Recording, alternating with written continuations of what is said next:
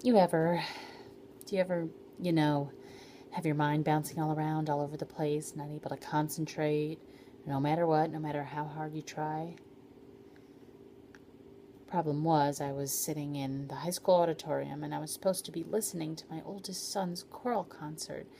And everyone is there, all the parents and all their kids and like the principal, and the kids are on the stage in their robes singing like holy angels singing Imagine.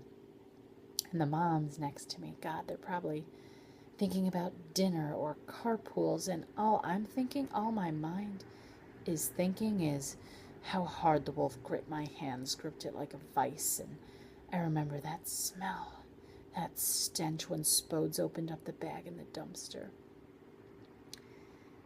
They're up there on the stage, my son and all of his classmates, and I'm thinking, I am 2 days away from making $1 million, or what? Oh, my cell phone is vibrating.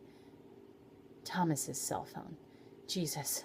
I know because my phone, my everyday phone, is clutched in my hand like an electronic rosary. Thomas.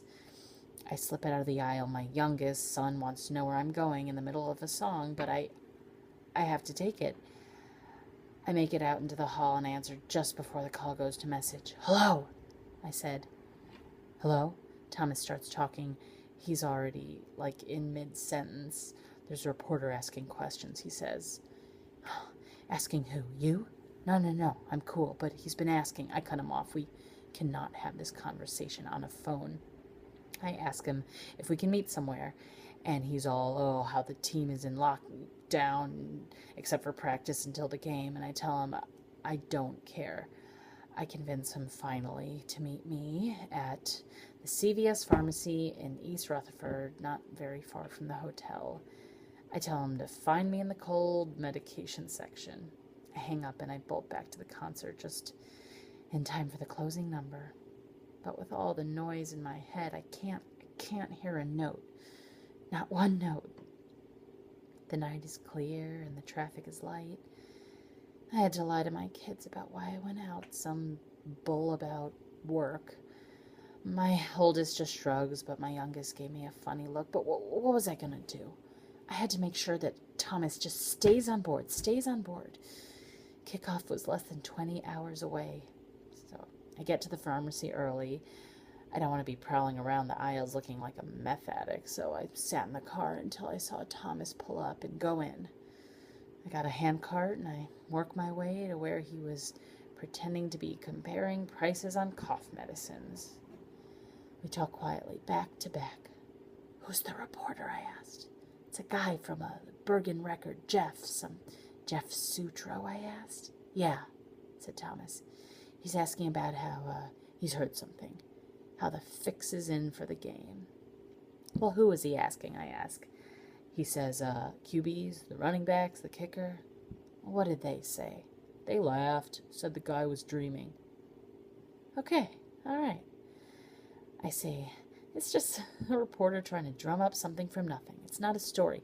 If it was a story, the line would show something, and the line hasn't budged. It's still a pick'em. Nobody knows a thing, Jason. Stick to the plan. You do what you're supposed to do, and you get your money, okay? Even though I had no idea what I was saying was true, it was my job. It was my job to be totally positive, not waver an inch, not give him any reason to change his mind. All right, Jason? We okay? I saw his head nod. Good. I wanted to say something else, something encouraging, but I could hear the wolf saying in my ear, Be strong, Sasha. You are in control. He will do what you say. So I left him standing there. I left him like the wolf left me at the Red Lobster. I was in charge.